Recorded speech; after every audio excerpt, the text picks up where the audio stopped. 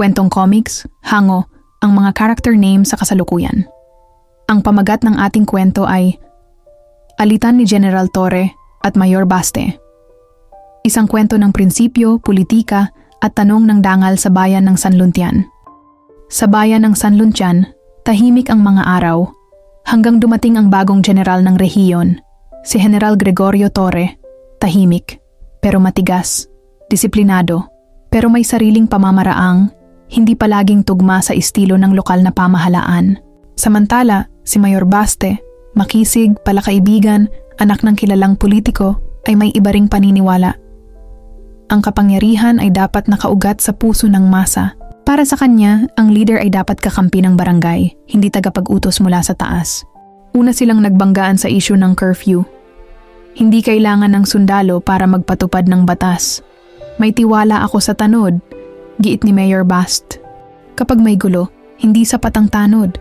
Kailangan ng disiplina, hindi pakikisama, tugon ni General Torre habang nakatingin ng matalim.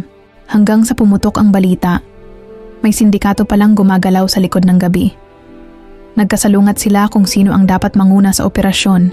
Hindi ito entablado ng politika, sabi ni General Torre.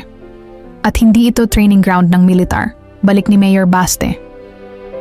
Ang buong bayan naging saksi sa bangayan, sa mga pulong, sa radyo, pati na sa palengke. Pero sa dulo, isang insidente ang nagpabago sa lahat. Isang batang naipit sa gitna ng operasyon, nalagay sa peligro. Doon nagtagpo ang dalawa, tahimik, habang hawak ang kamay ng magulang ng bata. Hindi na salita ang pumagitna, kundi tanong, para kanino nga ba ang ating tungkulin? Pagkatapos ng mainit na bangayan, dumating ang isang delubyo, literal at emosyonal. Isang gabing malakas ang ulan, tumawid ang ilog sa palengke, sinira ang mga kalsada, at nilubog ang mga barong-barong sa Sitio Dalisay. Ang mga residente, sabay-sabay na nagtakbuhan papunta sa evacuation center. Pero puno na. Kailangan ng mabilis na kilos. Dumating si Mayor Baste, basang-basa, sumisigaw, "Bukas ang gym! Dalhin niyo ang mga tao roon." Hindi pa siya tapos. Nang dumating si General Torre, sakay ng military truck, may dala ring mga supplies. "Na-scout na ng mga tauhan ko. May maputik na daan pero kaya pa. Pwedeng i-evacuate ang mga senior." Nagkatinginan sila. Walang sermon, walang yabang. Tumango si Mayor, tumango si General, at sa unang pagkakataon, nagsalita sila ng sabay. Tara na, ginamit ni Mayor ang koneksyon niya sa mga volunteer. Ginamit ni General ang lakas ng kanyang hanay. At sa gitna ng ulan, sa gabing wala ng kamera o politika, naging mga tagapagligtas sila ng bayan. It's a quiet moment.